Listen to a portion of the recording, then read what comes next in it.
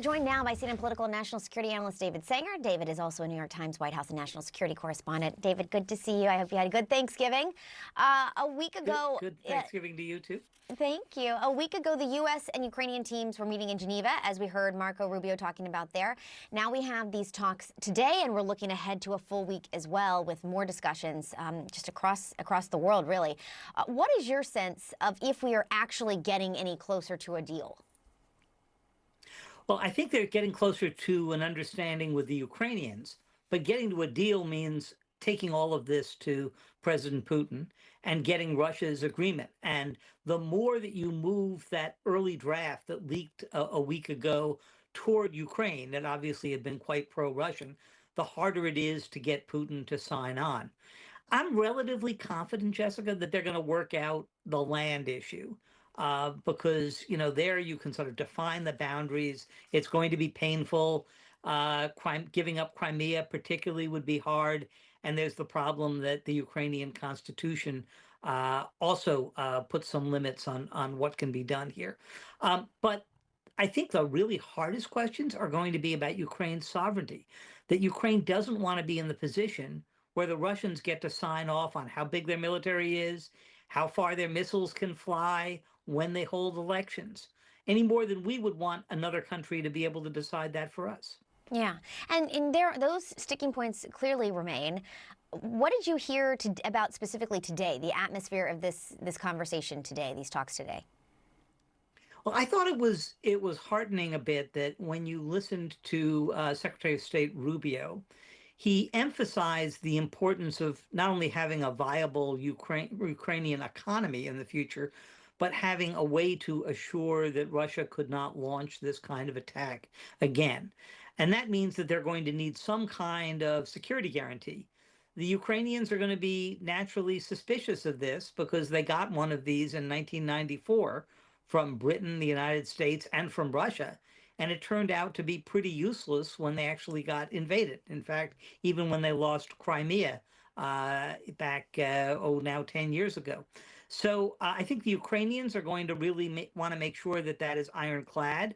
And the Russians are going to want to make sure that, in fact, Ukraine can't survive as an independent state. It's Putin's desire to make sure that that state crumbles and gets rolled into Russia. And as we look ahead this week, Witkoff, potentially Jared Kushner also expected to head to Moscow for these talks with Putin. And I'm curious what you think about this idea that they're making this progress with the Ukrainians. As Marco Rubio noted there, the Secretary of State, that obviously there's another party involved. Does Putin unravel any progress, or is this meeting with Putin is there a 2 steps forward, 1 step back, or 1 step forward, 2 steps back situation that they could find themselves in?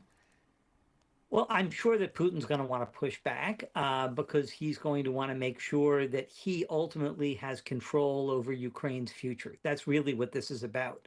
And the Ukrainian desire to join NATO and the European Union is to make sure that Ukraine and the West have control over Ukraine's future. So this is really going to be the front in the new Cold Wars here, because in the end, how this is resolved may well define our relationship with Russia.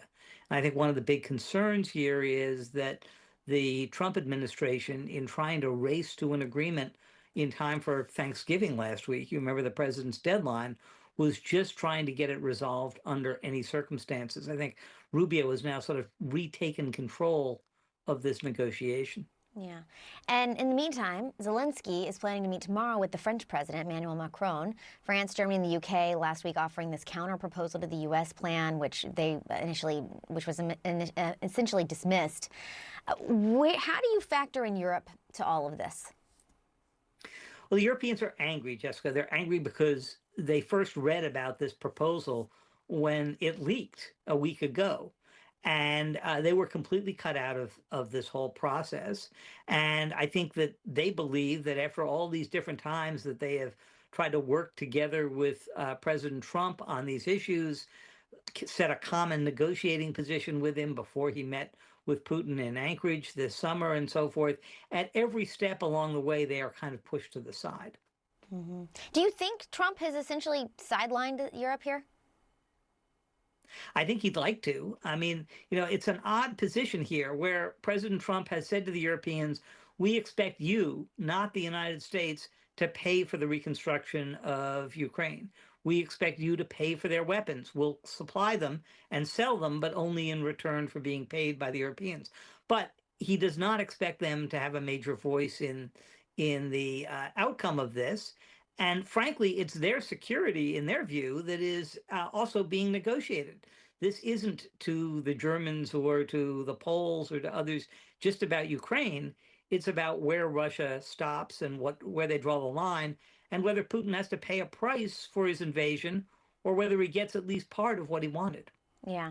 And to that, look, the Secretary of State is expected to skip this meeting of NATO's foreign ministers next week. We don't know why that is. But you have reported a lot about Rubio's influence just generally in Trump's inner circle. And so what does it tell you, if Rubio's not going to that, what does it tell you about their priorities and their thinking here? Well, I was a little surprised. This is a meeting that the Secretary of State usually goes to, and that's been the case across Republican and Democratic administrations. If it was just one example, I think people might say, well, there's a conflict or he needs to stay closer to Washington. But the U.S. just sat out the G20 summit because President Trump had objections to South Africa as the host. It has sat out recently of the climate change talks, and now this meeting. And so there's just this general sense that the Trump administration just does not want to engage with its allies. We're joined now by Democratic Representative Jake Auchincloss of Massachusetts. Congressman, thanks so much for your time tonight. Always good to see you. I do want to start with these talks today. In your assessment, do you feel like progress is being made? Good evening, Jessica. Thanks for having me back on. I wasn't in the room, so I can't speak to the veracity of what Secretary of State Rubio said. What I can speak to, though, is what Ukraine needs and what Russia needs on each side of the table and how America can help get the two parties closer together. On Ukraine's side of the table, they need three things. They need a secure eastern border. They need accession to the European Union, particularly for those security guarantees as part of the Lisbon Treaty. And they need freedom of navigation in the Black Sea. And America can help them get all three of those things, particularly by taking the Russian frozen assets and investing in the Ukrainian army so they can secure that eastern border, by not making them give up parts of the Donbass that they control, and by ensuring that Germany and France agree to allow Ukraine into the European Union immediately. On the Ukraine side of the table, actually, I feel confident that America and Ukraine can get pretty close.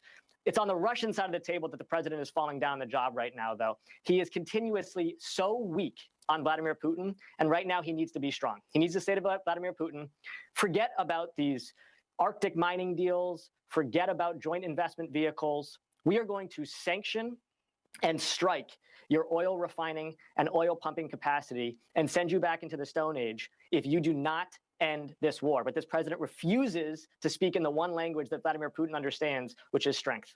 And listen, even some of your Republican colleagues were not happy with Trump's initial 28-point plan, which people said was too heavily weighted toward Russia and exactly what Russia wanted. Obviously, there has been some movement on that plan since then. But I'm curious if there's anything more Congress can be doing to get aid to Ukraine right now, to support Ukraine in this moment.